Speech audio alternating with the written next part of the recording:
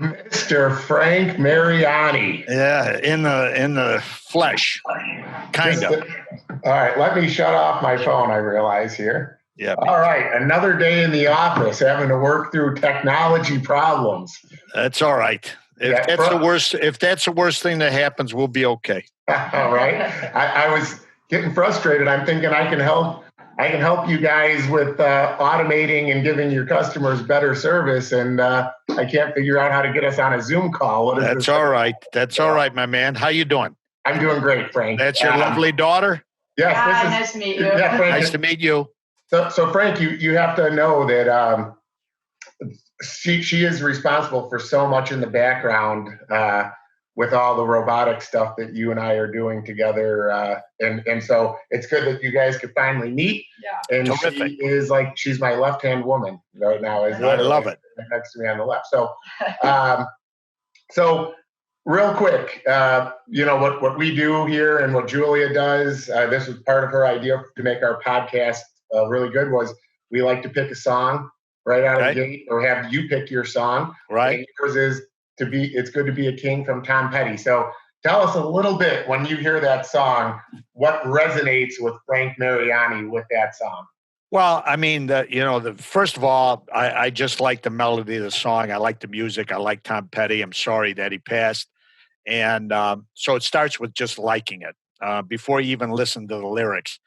The other thing, it just made me kind of chuckle because we built a big business, and I think some people, it's humbling sometimes because people act like you're the king and all that. And I've never felt that way in any manner. As a matter of fact, far from it. But then when you get into the lyrics and you think about what he's saying, he's kind of mocking that theory too, where it's good to be king in a lot of ways. Because you think about different things, how lucky you are, how fortunate you are, things like that. And yet, at the end of the day, the only thing you're really accountability and things like that have nothing to do with being anointed a king. Earning respect, making relationships is hard work. And if you accomplish that, in a little way, sometimes I do feel like I'm top of the world, and that I'm extremely fortunate, even when I'm not. So, that song, if you listen to it, I can listen to it 20 times in a day. I think I've told you this before, Joe, but, I like to walk a lot. Instead of eating, I go at lunchtime and I'll walk anywhere between 7 and 20 miles.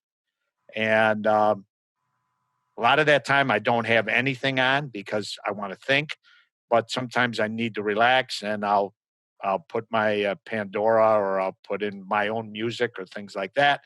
And with my own music, that's a song that I'll pull up over and over and over again. So that's what it kind of is. I got a kick out of it when you ask, because quite frankly, I am a music freak in the sense that I like everything from very, very old jazz and blues to the newest music that's just come out, and everything in between. I like country. I like it all. Some better than individuals within those different genres, but I like it all. So music is important to me, and I usually pull out.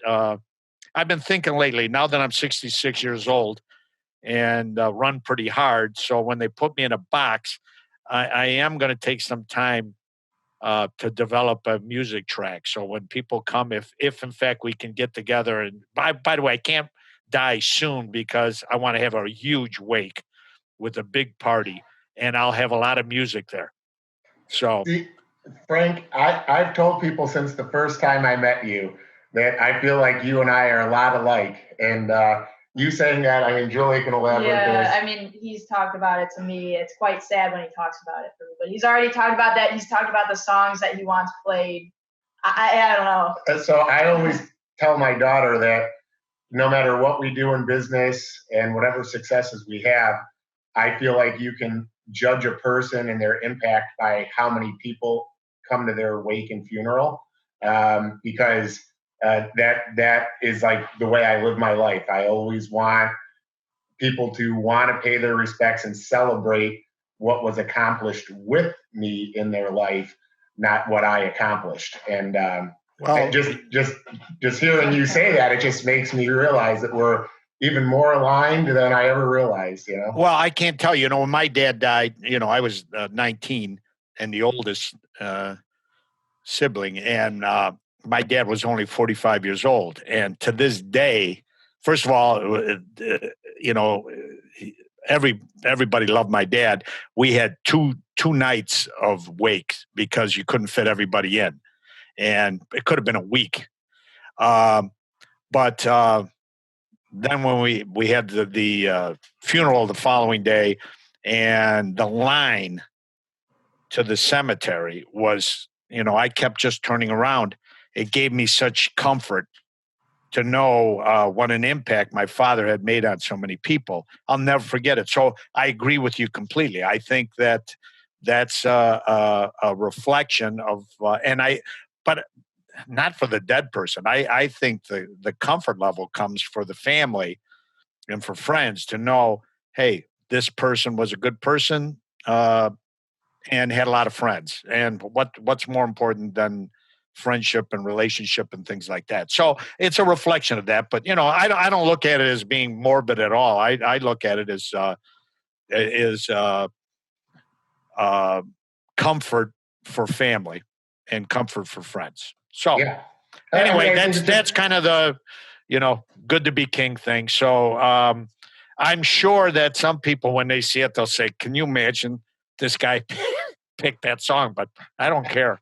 Well, so Frank, listen, I picked "The Man" by the Killers, and people probably hear that and think like, "Oh, the ego on this guy," he thinks he's the man. But the parts, and I'll get to when I heard yours, what resonated right away. But for me, it's I got gas in the tank. Right. It's like when I'm driving around, I've got skin in the game, I've got gas in the tank. Right. When I'm driving, as you said, when walking, for me, I drive a lot. I see a lot of people in a day, and a lot of my ideas come while I'm driving. Right. So I always look at it, as long as I have gas in the tank, I'm going to have ideas, So that's what's cool about music is, you can't look at the title of the song. You have to dive into the lyrics. And so, like, when I listened to especially nowadays. Song, yes. When I listened to your song, one of the things that I saw was, it's good to be king, whatever it pays. Because everybody assumes if you're king, you're making all this money and it's all about profits. But to me, it's about the leadership role that we take. And I can see that in you and your organization, because there's a lot to be said about, you can tell what type of leader someone is by the way their people respond and react. And from the beginning of our relationship, I started working with Todd and Tim and Ron, and A, to hear the way those people talk about your organization, and B, to see the way they act around your customers and clients. It just shows what has been built over there at Mariani. And I'm just going to tell you some feedback. Those guys you have me working with, amazing group of people. And well, we have a quarter of it. Thank you for that. And that's, look, this November, my dad will be gone 47 years. So I've been at the helm for 47 years. And and I still love coming to work almost every day. I don't know if people can say that. But, I really don't want to, it's what I like doing. It's not a sacrifice for me whatsoever. So I feel blessed from that. And it's all about the relationship. Relationships, 3 different ways. Number one, the associates that are here, we like to have a family type of business without all the family garbage. And we've got a quarter of a century club here. We have over 30 associates that have been here over 25 years. Some of them is almost as long as me. So in the 40s. You don't do that by accident. You don't get lucky to do that, especially nowadays. By the way, I don't believe in millenniums and baby boomers and Gen X and all the other garbage.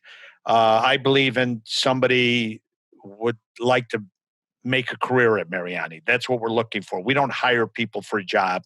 We hire them for a career. Some of those quarter of a century club are been laborers from day one. They're still laborers and they're still here. To me, that's the biggest compliment to ownership and the management you could possibly have, because for some reason they still find that this job at the very lowest level, and I don't mean low as far, but beginning level, being a laborer and stuff like that, it's very, very important that we have quality laborers. They're much more to us than the lowest rank on the ladder, because quite frankly, without them, we have nothing. And I think they appreciate that. That's why they're here over 25 years. So these things, we're far from perfect, and especially me, but we're always trying to improve. If I didn't feel that that each and every day we aren't better than the day before, I wouldn't do this. And right now, I can tell you and your daughter, in all honesty, we have the best team we've ever had until tomorrow. And then we'll have a better team. Until next year, we'll have a better team. And when we don't do that, I don't want to be here. Next thing is the clients. Some of the, there's only a few left, clients that knew my dad, but still they talk to me to this day when I talk to them about my dad and what he meant to them and vice versa. And, clients, we've gone through 4 recessions. We've gone through assassinations. We've gone through 9/11. Now we're going through this disaster. Yeah. And guess what? I'm not worried one damn bit. Well, I shouldn't say that. I am a little worried about one thing, and I'm not a conspiracy type of guy. I'm worried that China is in such bad shape that they may have another something to spring on us next year, which would put the whole world into a tailspin. And that concerns me. But we don't want to get into politics, because I would just say right now, everybody would be at school and everybody would be working if it was up to me. And I had COVID, as did my wife and my brother, over 3 months ago. And my brother, who's also battling cancer, was on a ventilator and got off of it. And 2 nights I said goodbye to him. I never thought I'd see him, but he beat it. And for myself and for Sherry, it was, if I didn't know there was a problem out there, I would have gone to work, because I just had a low-grade fever, and I just thought I had a bug. So it was nothing for us. So I'm glad that we're working out. Another thing, between the 3 Mariani companies, Mariani Landscape, Mariani Nursery, which is called Mariani Plants, and Hampshire Farms, our business that produces perennials for big box stores, we've got over 1,100 employees. We've only had 5 or 7 cases, because we did everything. The team was incredible. Team top to bottom. Social distancing, masks, sterilization. We did everything using more equipment than we ever used before, so that people would be spaced. Let good companies, let good teachers, let good store owners, let them do what's right, and we're going to get through this damn thing. So, Frank, I couldn't agree. Enough politics. Yeah, no, and I'll add, because I couldn't agree more. We've had employees that have gotten it all from outside the company. Okay. But Joe, by the way, I got to throw that in. Those associates that got it, we sent home their team for a week. Not one team member got it. So therefore, all those people got it somewhere else and brought it. But the good news is they didn't spread it, because of the way we go about, you can even be with somebody who has it. And if you're masks and gloves and a good chance nobody else is going to get it. Perfect example is our company. So that's what we did. Yeah, well, and that's what happened here. I mean, and so my stepson had it, who was one of our robotic installers. And, people were basically asking me, well, are you going to get a hotel, and are you going to stay somewhere else? And I said, no, you know, I'm going to stay in a separate room. I'm going to try to stay away from them. I'm going to do everything they say. I mean, I was wearing a mask in my own house, but the reality of it is he got it. Kind of same thing like you said, Frank. You know, had some body aches, lost his taste, lost his smell. And I had him texting me saying, hey, I want to go play golf because he felt fine, you know? Right. And I'm telling him, no, you're staying home for 2 weeks. So, yeah, I mean, that's the thing about it. If we take a common sense approach to it, I think I agree with you. You know, we have common sense about it. Don't go out, you know, and cough on everybody and sneeze on everybody. But, you know, let the businesses protect their people and stay in business. You know, that's what it comes down to. But so, you know, one of the things that you know you actually started bringing it up was your 3 companies that you have. Expand a little bit on you know who runs those companies for you. You know, one of the reasons to me that it's important for me to do this podcast with my daughter is every time she's on a podcast, she gets to hear from a brilliant person like you or whoever my other guests are. So I just kind of want to hear your evolution through that. I mean, obviously you brought up how your dad owned the company. Maybe take us on a trail from, you know, when you took over for your dad, I think in 1973, correct me if I'm wrong on that date, kind of how you like turned into Frank Mariani that we see today, and then the start of all your other companies, if you could take us down that path. Well, in the spring of 73, we found out that my dad had leukemia. And I was just graduated high school. I was going to go to SIU. Actually, I had a football scholarship. I would have gotten murdered, but so maybe this was a blessing in disguise. But what position did you play, Frank? I need to know. No, defensive nose guard. Oh, okay. You'd have been going up against a guy like me. I was a guard. Yeah, and I love beating up guards. But anyway,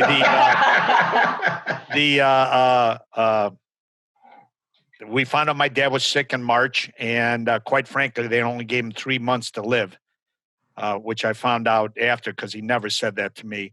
But he lasted 2 days after we closed down in November. And our family priest said to me, he said he was going to make it through the whole year and show you how to run the company. And that's, in fact, what he did. And in 1973, we did $90,000 in revenue. And we had about 9 employees, a couple trucks. My dad was a hell of a lot smarter because he declared $30,000. So he was making 30%. I've never been able to figure out how to do that. But, you know, I was feeling sorry for myself because I lost my father. He was a great guy and had to watch him go. And all my friends were going off to college.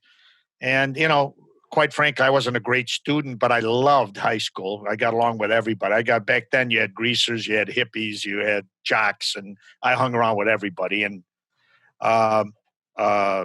so when they all went to school, I felt, oh, what the hell? I'm here. I'm stuck.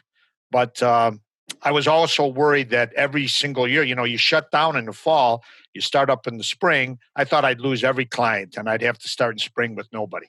It's just what drove me. And I said, I can't do that. I got to build this business. And at that time, my dad taught me, he'd wake me up at 4:30 in the morning. For the life of me, I don't know. So I'd come down. He'd already have toast with butter and jelly, and he probably made it at 3:30. I said, Dad, could you wait to put the toast in the toaster? He made it every day anyway. And I didn't like jelly. He still made it every day. And then we talked for a couple hours. Then the guys would get there. And I said, you know, and then he passed. I said, if I'm going to get up at this hour of the day, I got to build a bigger business because, you know, I want to have people to talk to that are smarter than me. And I want to make more money. This is too many hours to make what we're making. And so within a couple of years, I was well over $1 million. And at that time, I had 2 brothers working for me, Vito and John and Vito. Then we moved out of just doing landscape maintenance We started doing landscape design and landscape construction. And I've always been a big believer in vertical integration. And then I hired people like Frank Vena, who's been with me over 40 years. And,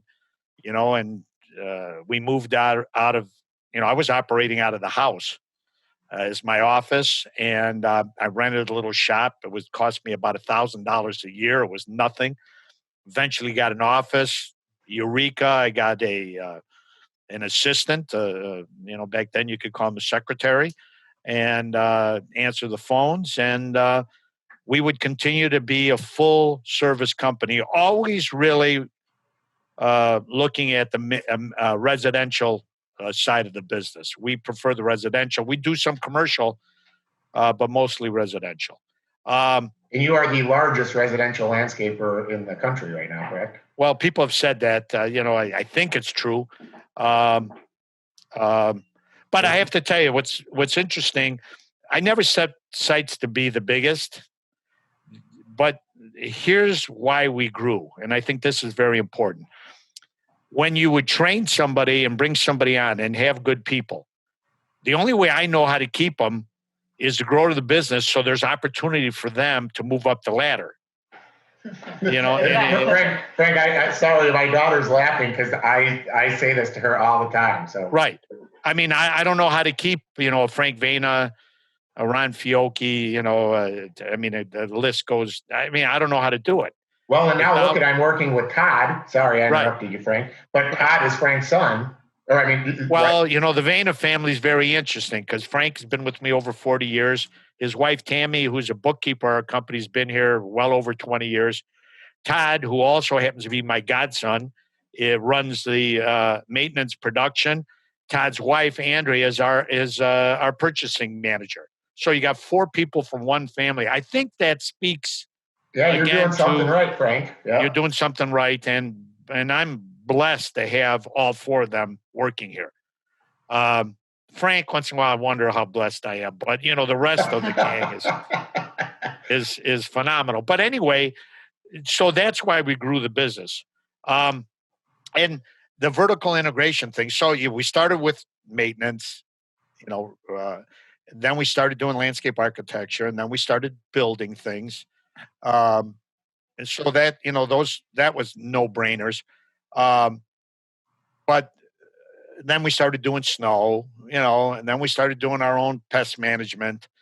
But you look at then we opened a garden, holiday shop, which, generates a couple $1 million worth of business a year, doing lighting and doing, these custom wreaths and going to your home. We'll do everything inside and out, the lighting, wreaths, tabletops, anything you want, we'll do it. And it's a nice business, and we love Christmas time. We shut down for 2 weeks every year at Christmas, and we don't count that against people's vacation time. And it's something that we say we can't promise you every year, but we've been doing it well over 35 years. And people said, "Oh, you're such a nice guy." So, well, number one, I love Christmas and Hanukkah. I love the holidays.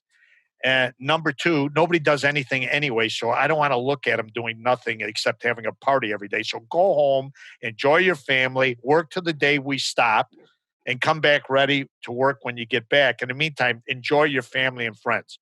They get to spend time with, that's a huge perk that people really appreciate. And guess what? I appreciate it probably more than they do. So that's a win-win for everybody. Then we got a nursery business. I don't know. And by the way, I'm not good with dates. So probably early 90s. And the reason we bought 135 acres with the idea the only people that would buy from Mariani would be Mariani, because why would the competition buy from us? And, now that nursery is 2 different locations and it's close to 700 acres.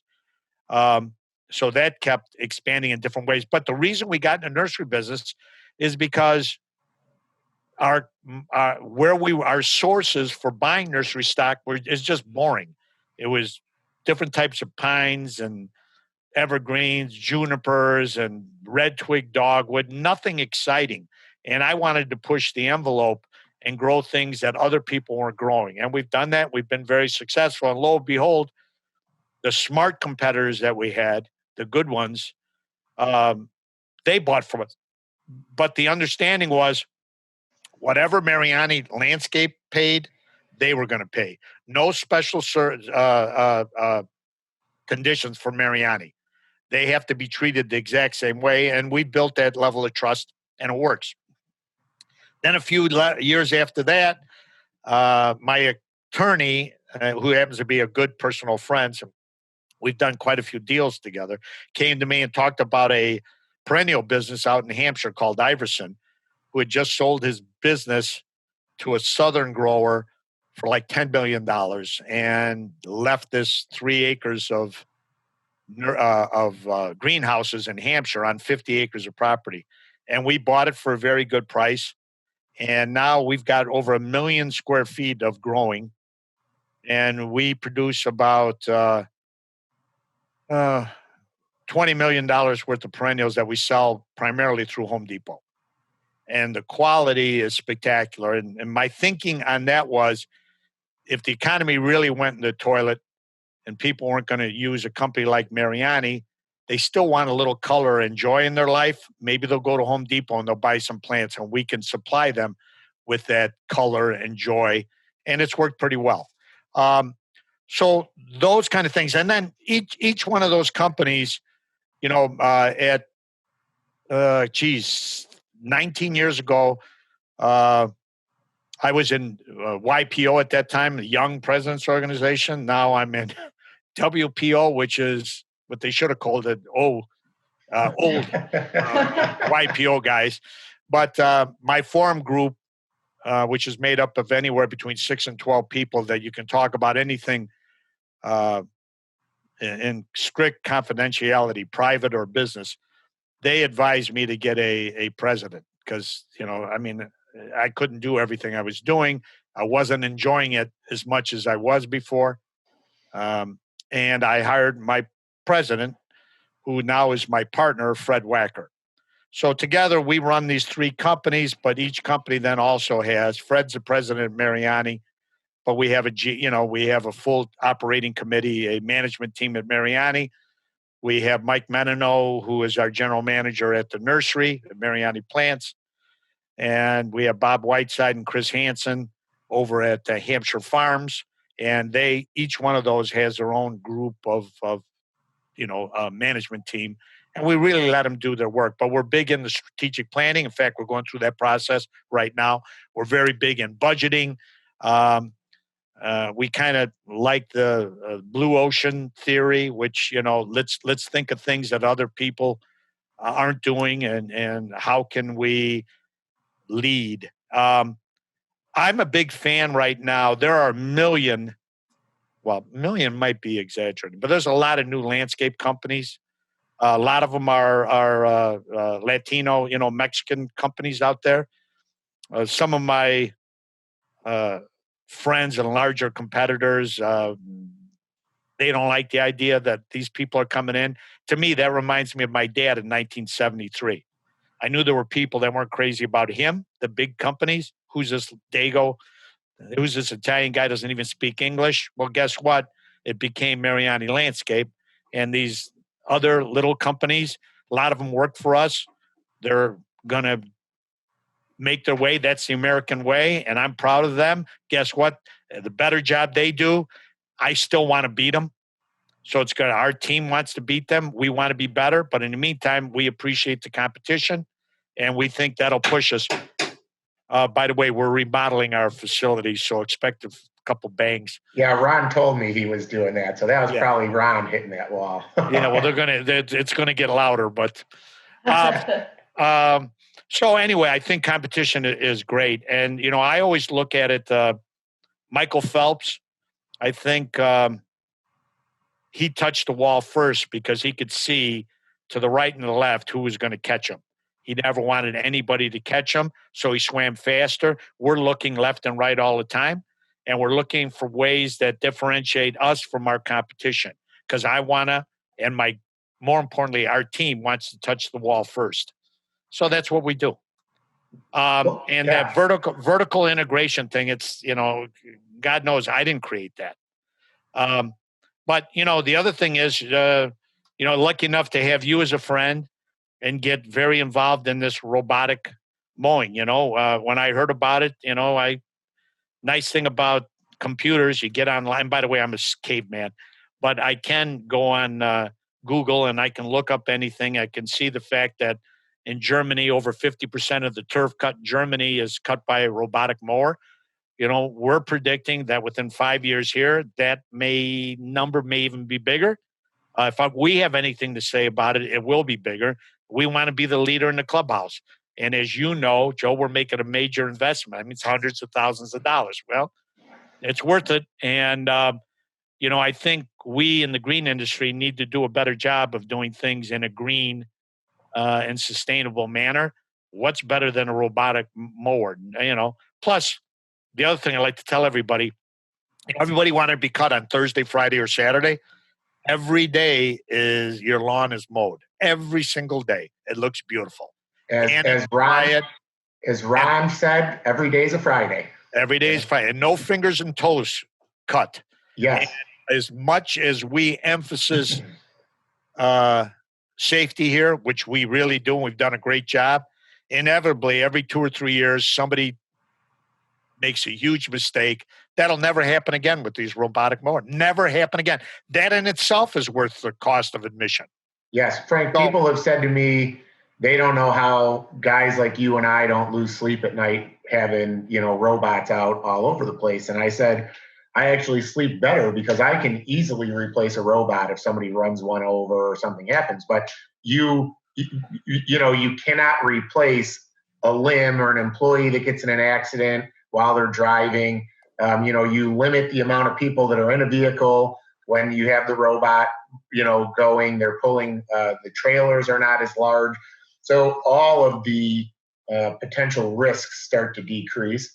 Your customers are happier because every day is a Friday. And, one of the things I always like to talk to, maybe you could elaborate more on it, because you brought up, your laborers, your entry-level laborers that we all can't do without. But, they call it the glass ceiling, but I've been calling it in our industry the grass ceiling, meaning, you get people that are really good at mowing grass, and then you need to keep that area filled.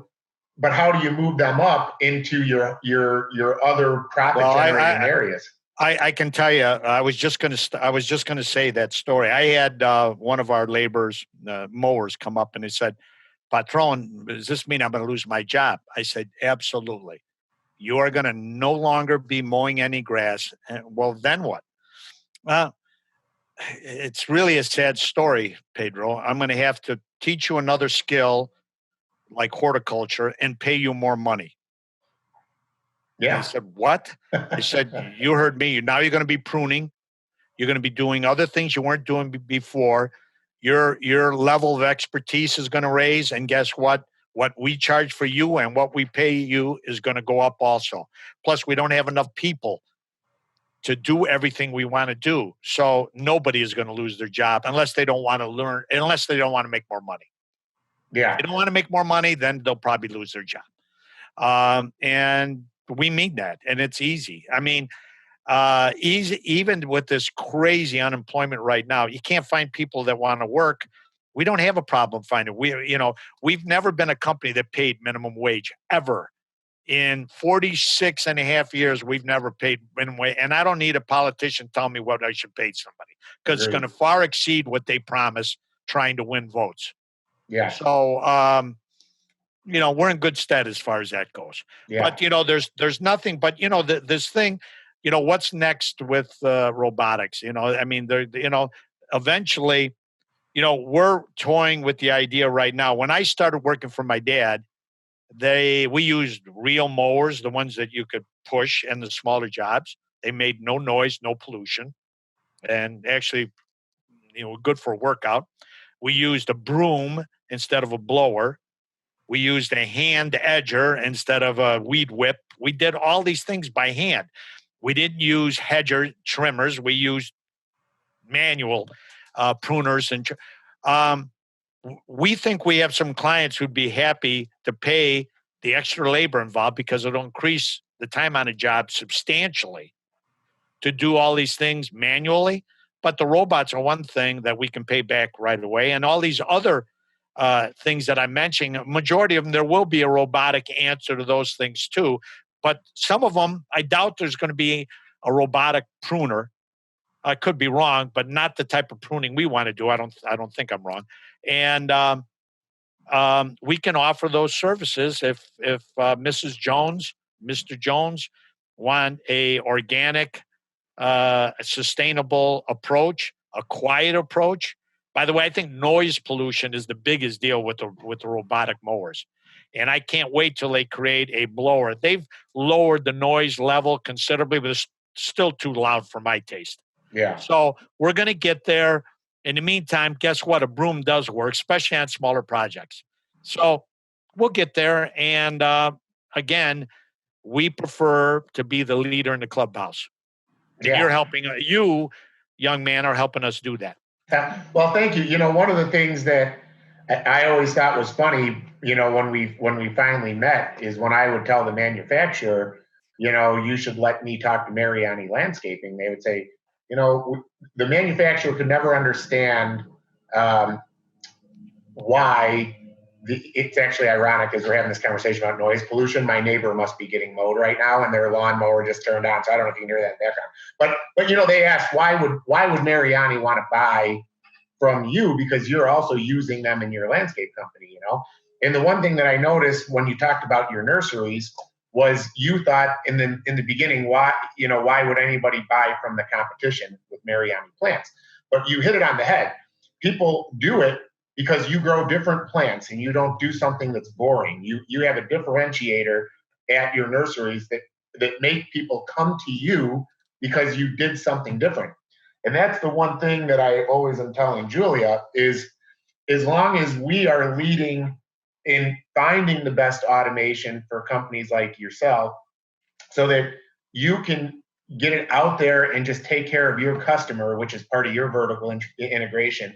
You don't have to be dabbling and trying to find the best automation. And I think it's played itself out, you know, just like you said, you keep the same pricing as long as we're offering, you know, 20% fleet discounts up to landscaping companies. We're all in the same playing field and we're providing better service for our customers.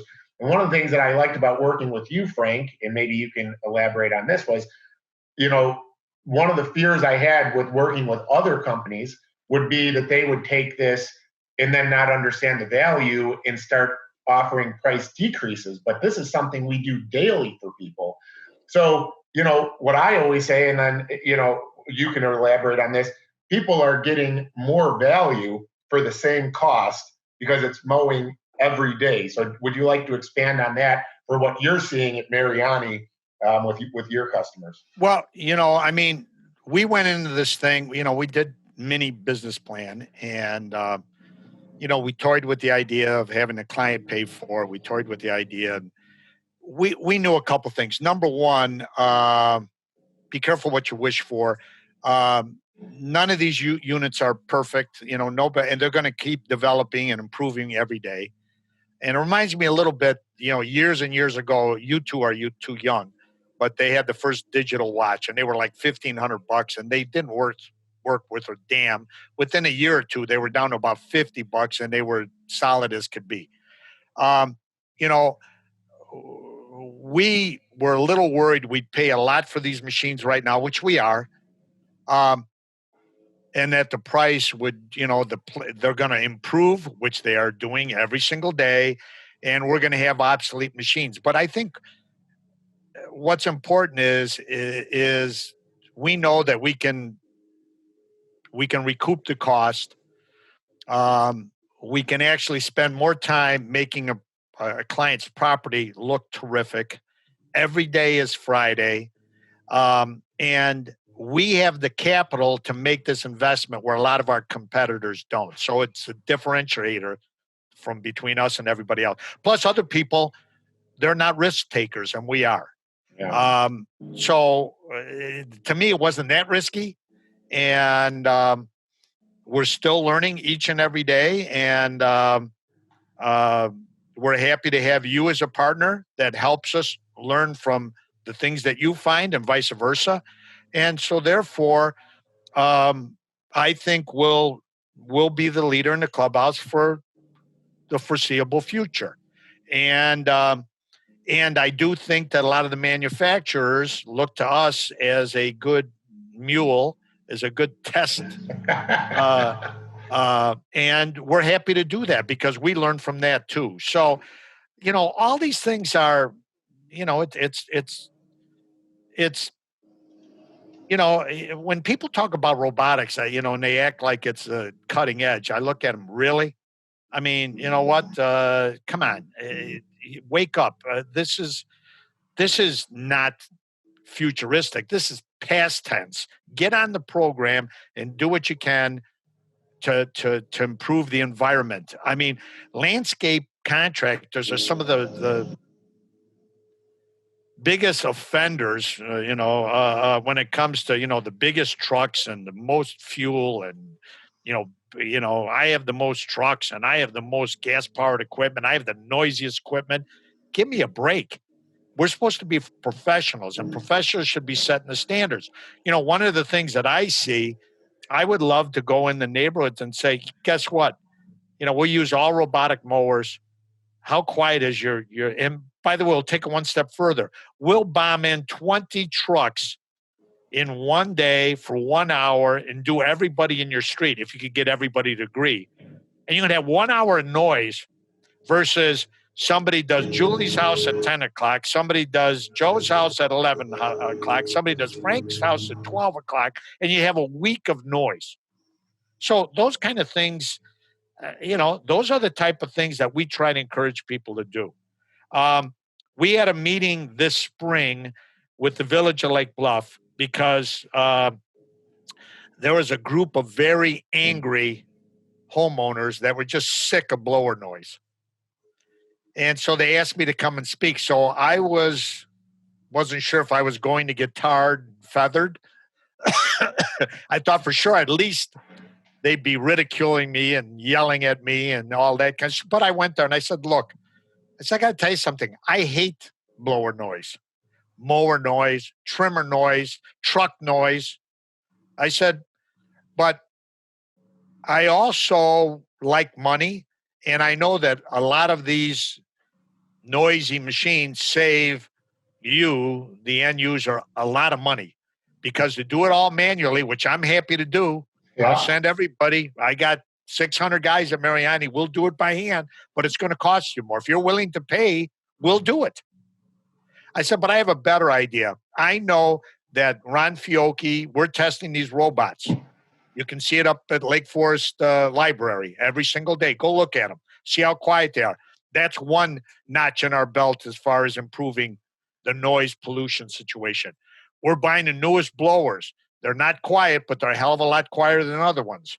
We're telling our team, don't have two blowers going at the same time.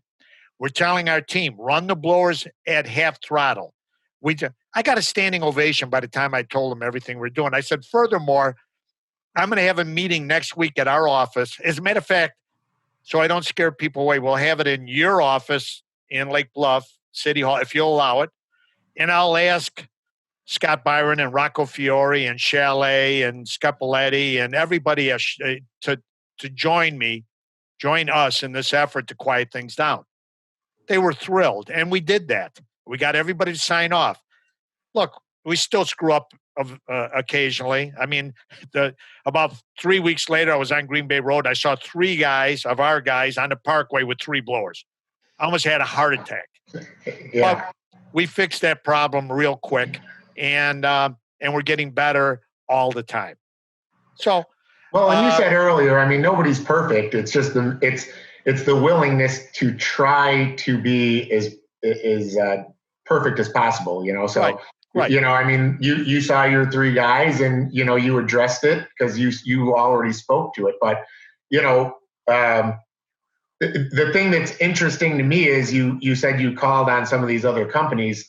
How receptive were they to your idea to bring these noise levels down? Well, I was shocked. They were very respect. They respect the challenge. And I think majority of them also want to survive and understand. Look, and I know you know this, Joe, and Julia probably does too, but communities throughout the country have adopted these no blower rules and everything. They all fail. The police don't have enough time to do their job right now. They sure the heck aren't going to start giving citations, for blower noise. They really aren't. And so you're asking the police to do something they don't have the time or the wherewithal to do. Yeah. And unfortunately, my big push to the larger landscape companies is, look, if they are going to give anybody a ticket, it's going to be us, because they see the green and green truck. They know we'll pay our ticket, and so they're not going to go to a fly by night. They're going to go to us. So it's in your best interest to do something about it and be a good neighbor. Plus, what's wrong with being a good neighbor? So we got a lot of good PR from it. Yeah. Well, and people are going to look to people like you to lead the way, because when you're driving in your area, you can't help but to notice the green on green trucks all over the place. And you are the, when you think of landscaping on the North Shore of Chicago, you think Mariani, so. Well, when I picked those colors out, the green and green, I thought about two companies, Brickman, who had the brown and brown trucks at that time. Yeah. Which, by the way, for the life of me, when they joined with Valley Crest, and they switched to white. Yeah. Why they wouldn't have left Valley Crest red with the small thing, a Brightview company, and the brown and brown Brickman that had, between both companies, 200 years of name brand recognition. Yeah. Brand, why you do that, but whatever, they're smarter than I am.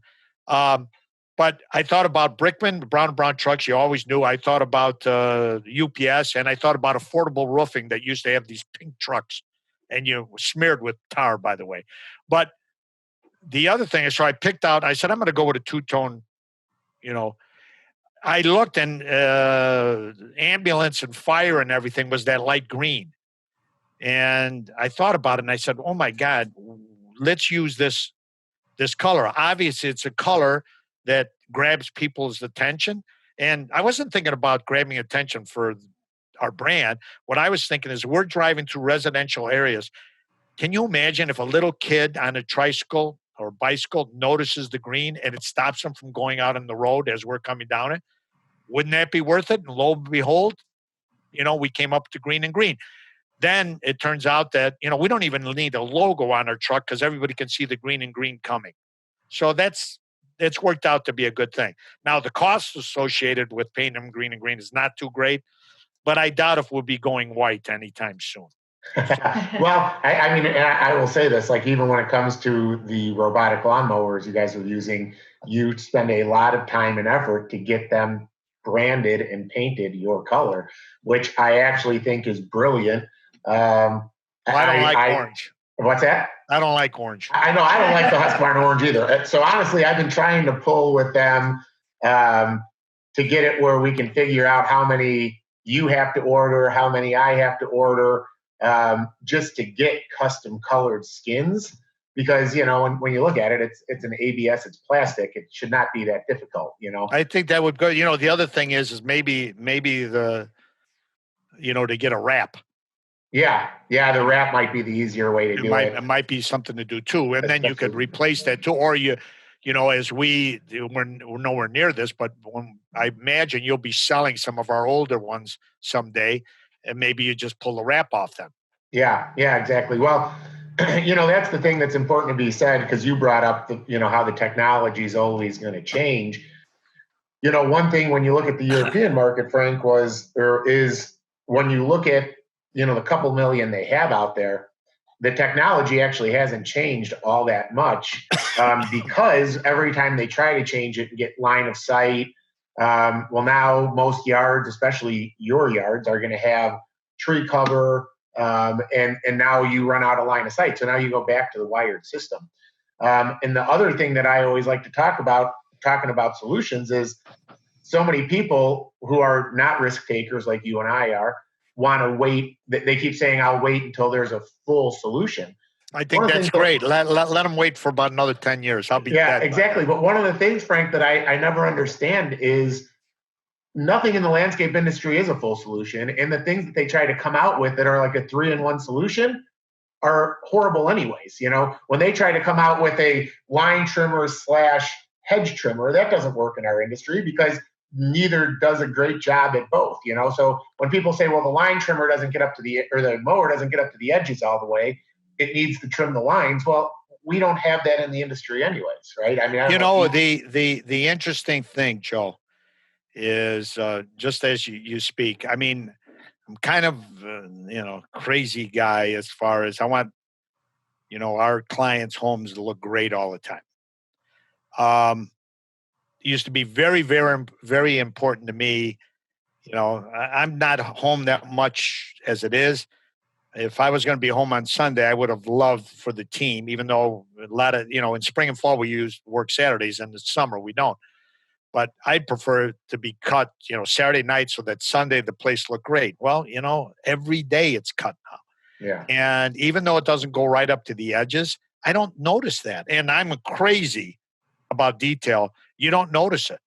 And it gets a little bit closer the better you do with your wiring and all that kind of stuff. And the guys, then when they go once a week with the weed eaters, they trim those edges down really low. It's nirvana for me. It's really, really that strong. So it's well worth the effort and the time. But, like I said, we are taking advantage of our financial strength to make a major, major investment. I know other people aren't, and I get that, but we're going to take advantage of that. Yeah. Well, one of the things that I talk to people about with making the investments, every day, Frank, we have to make investments to better our company, get new equipment, get new trucks, stuff like that. The thing that I always try to speak to is with robotics, I always see it as we're investing in our customer because we're giving them daily mowing.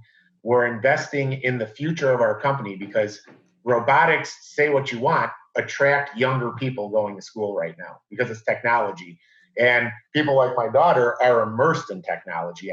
Even when we were trying to get on the Zoom calls, she's the one telling me, well, try this, try that, because it's what they do. I'm 41 and I'm like as frustrated as you were trying to get on the call, So it attracts new talent to keep the people coming in the door at the landscaping companies.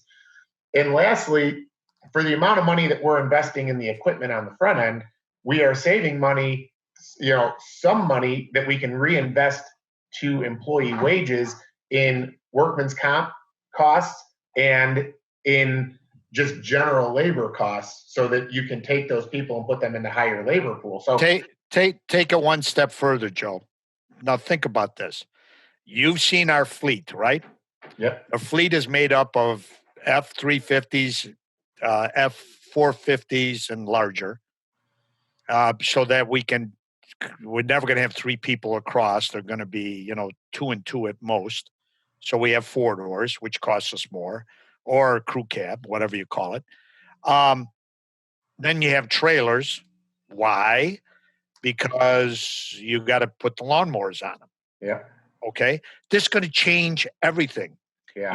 You may not even need trailers anymore. Plus, you have dump boxes for what? Grass clippings.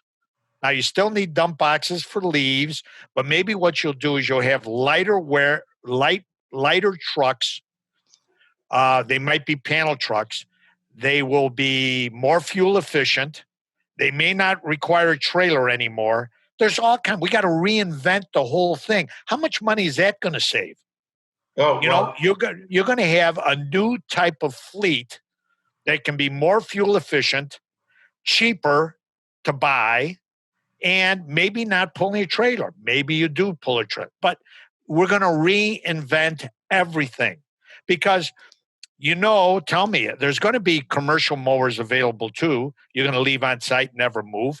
Just think about that. Maybe the leaf situation now, you're just going to have a leaf truck that goes up, sucks up the leaves, and goes from site to site to site. Instead of having 65 dump trucks, you have 3 trucks now picking up the leaves. You got to reinvent your company. This thing that you brought to us, these robotic mowers, are going to reinvent Mariani. And by the way, we're going to try and should I have told everybody this? Maybe not, but I got a big mouth. But, we're going to reinvent the company. Yeah. Well, I think that people always tell me I have a big mouth, and my franchise attorney thinks, this podcast is a bad idea because I'm giving away ideas on it. But, right. What I always say is this industry is large enough, and there's enough work that needs to be done to have a collaborative approach.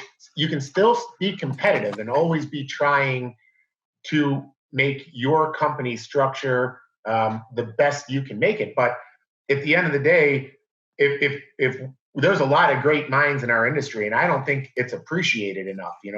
I've said many a times, people will see the car I drive or the house I live in. They'll ask me what I do, and I tell them I own a landscape and snow removal company, now a robotic company with my daughter. But when I tell them a landscape company, they almost look at me like with disbelief, and there's so many great minds in our industry, because when you think about it, Frank, we're chemists, we're biologists, we're business owners. The amount of things that we have to juggle in our industry that other industries don't have to do. If you sell cars, you know what the car costs, you know what it's going to cost to go out the door, So when we collaborate, like you and I are doing, there's a lot of good things that are going to come from it. Well, you got some of these calls, You got immigration issue, you have language issues, you have, like you said, you have got insect issues, you've got, organic issues, you've got, by the way, I think shouldn't say issue, these are all opportunities. Yeah. But, when I joined YPO, Fred asked me, my partner asked me, he ran a company called Liquid Controls, which made precision valves for little companies like NASA or Boeing, and where everything had to be precise. I said, why the heck do you want a landscaper to join? I mean, why? The Duchess Schwab family was there, the Pritzkers were there. You want Frank Mariani, a landscape contractor, to come? Yeah, I think you'd be a good member. And I went. I got such an appreciation because guess what? Running this company was way more complicated than the majority of those other companies. Yeah.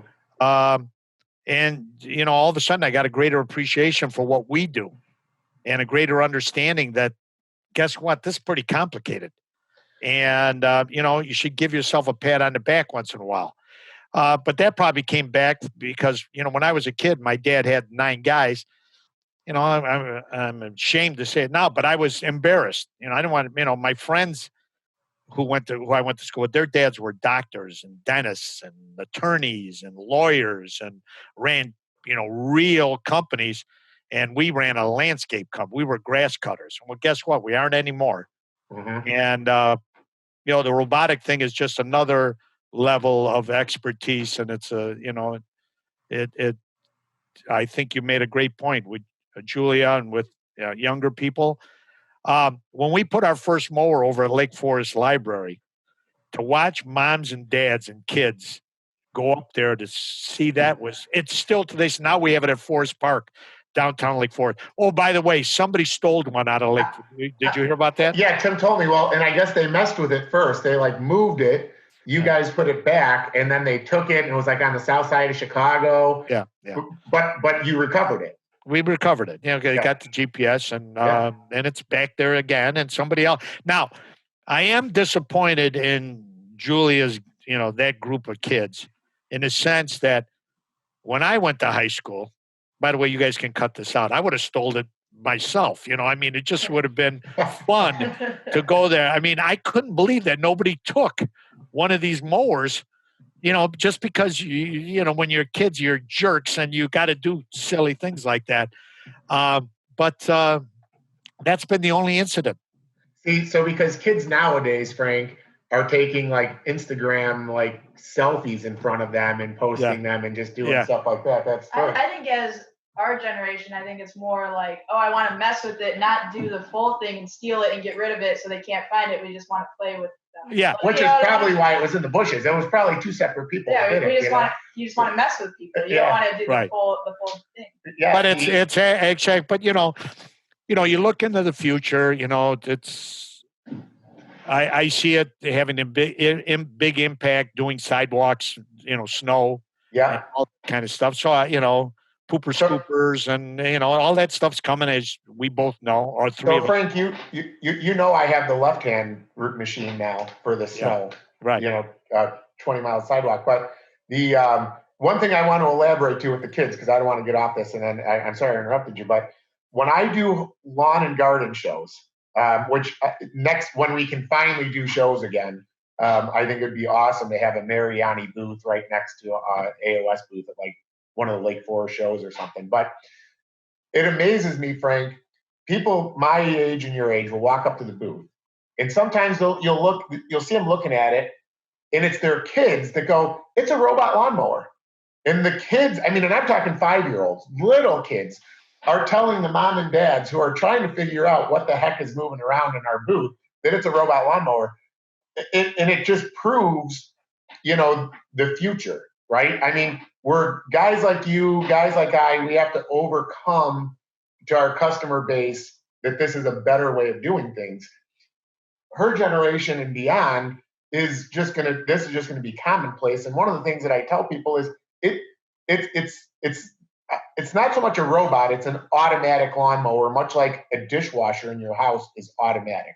If you go to my Instagram, which I'm sure you have, you've seen my grandson, Joseph Francis Mariani Johnson. He's never going to be able to spell his name till he's about 18. But when he had just was a little over 2 years old, we put the mower in at his house. The mower's name is Luigi. He goes out there and he has his pop push mower. He goes right next to it.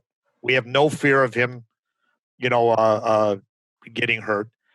He tells Luigi, when Luigi goes to park to charge, he says Luigi is sleeping. Mm-hmm. It's the greatest thing in the world. But he's all over this robotic mower. He's 2. Well, he's going to be 3 in October now. But he's grown up with this robotic mower. He thinks it's the coolest thing since sliced bread. Yeah. So those kind of things, you're right. Young people understand this, and that's why I say, 5 years. I hope we don't have one gas-powered mower or a manually operated mower. Now I know that's not realistic, but we're going to do our best to make it as realistic as possible. Yeah, what I'd like to do in our upcoming partnership, and I don't know if you've seen this, but we've started working with a company called AGSA in Quiet Communities. And I've actually talked to them about, since I had that relationship, introducing you to them to start to get some of your guys' properties green zoned and get you guys listed in Quiet Communities, because, the park you bring up right by Lake Michigan, it's like such a beautiful area. There's butterflies flying all over and those wildflowers on the hill over there. And now you have these completely silent lawnmowers doing their thing. And honestly, Frank, I was thinking this would be a perfect property to try to get some green zoning for you at Mariani, so you guys can, you can show the community out there what Mariani Landscaping is giving back to them with carbon reduction. One of the things we started doing this year was listing on our AOS website the combined efforts with people like Mariani and Langton and other landscapers doing this to show the cumulative carbon footprint reduction. So I think, Julia, what are we up to right now? Like, it's at least 100,000, but I have to see if that number is that be included all the mowers that we sold. So there's easily 100,000 pounds of carbon that have been reduced just with people like you and I getting started with this. Right. And that's one of the cool things marketing wise that I'd like to start to build some momentum, because I don't think people realize the investment that you're making, we're making, to create a better future for people, right, without getting any credits for it. Right? You know what I'm saying? Yeah. Like we're not getting lead credits and tax benefits. We're doing this because we think it's the right thing to do. Absolutely. So that's it. That's absolutely true. So, I went through your questions. I think we've Yeah, we went completely on our own thing here, Frank. You know, the one thing I'd like to elaborate on is, Frank Jr. You know, and this goes towards Julia doing this with me. Um, tell me a little background on your family, kids you have. Give us a little background on that, and then where you hope like Frank Jr. ties in and taking over. He's already taken over a section or an area of your company, but maybe let's talk about that. Well, I've got my son, Frank Jr., who is, he's actually, we call him Frank Jr., he's actually Francis Vito, and my dad's name was Vito Mariani. Frank is doing business development and does a very nice job with that. And, I try to initiate, the opportunity for him to see every segment of everything we do. It's pretty overwhelming, but, he does a great job. But it's not important to him. It's not really important to me that, quote unquote, he takes over. Because, we've got a president, we've got managers in every single different department, division, whatever you want to call it, that we have, and everybody works as a team. I'm very comfortable knowing that, God forbid I walk out of the office and get hit by a train, Mariani Landscape's not going anywhere, nor is Hampshire Farms, nor is Mariani Plants. We got a great team. They might even be better off without me. So that's kind of, and one thing about my son, he's never had a sense of entitlement. It's not, that's not what drives him. So that's kind of nice. I've got a daughter who has worked here at the company, but right now she's a full-time mom and doing a great job with that. Her husband happens to be an arborist and partner with his brother at Nels Johnson Tree Experts. We use them for some of our work, but we also partner with Bartlett and Save a Tree and urban arborists and other people. So again, it's a little bit like the Mariani Nursery where we sell to our competition, we sell to ourselves. Same thing with arborists and masonry and all these other. We use a lot of different subs for a lot of different reasons. Family is very important to me, but I had two brothers that worked here and did a nice job of helping us create our brand, but no longer work here anymore. And one of the things that I think family businesses have to worry about is treating family different than anybody else. If everybody isn't on an equal standing, you're not going to keep people around for 40 years. If they think that they're always going to be in the background or they're always going to have to be subservient in some way, that doesn't recognize performance and that doesn't build a lot of opportunity for a honest career path. So that's kind of the way I look at family. And the same token, I believe one of the best things about Mariani is we are a big family, but it has nothing to do with the Mariani name. It has to do with being a part and associate of Mariani. You're part of our family. So I think our clients are part of our family. I think you guys are part of our family. I think the other vendors that we use are part of our family. And again, we're not perfect, but we try to create an environment where, people are respectful and, obviously we're doing a pretty good job. There's something else that's important. Illinois right now, again, getting in the political thing, there are a lot of people that are choosing to move out of Illinois for tax reasons, and maybe they don't like what's going on downtown or whatever the case may be. I mean, I'm hopeful that maybe what's happened these last few months will start to open people's eyes, but Chicago is a phenomenal city. And Chicago has had tremendous amount of corporate growth, corporations, for only one reason, because kids love Chicago. And you've got Notre Dame, UIC, Michigan. Look at this, Illinois. the kids graduate, and they move to Chicago. So therefore, there's a labor pool of bright-minded young people that surpasses basically almost anywhere in the country. And for that reason, I think Chicago, and plus I love Chicago. I don't like what's going on right now. Nobody does, but it'll get fixed. And therefore, I'm not afraid of losing a big market share because people are moving. In fact, we've actually seen, with this COVID, the one good thing out of this COVID is people are staying home. And like my parents and my grandparents, they used to have dinner parties. They didn't go to restaurants. They'd have cocktail parties. They'd have dinner parties. They'd have barbecues. That's coming back. Yeah, I agree with you. And guess what? Guess what they're looking at when they're there? They're looking at our landscape. Mm-hmm. They're giving us an opportunity to build not only a beautiful landscape, but create outdoor spaces, fireplaces, fire pits, swimming pools, spas, barbecues, outdoor kitchens, pergolas, screen porches. It goes on and on and on. So our business is on fire. Yeah.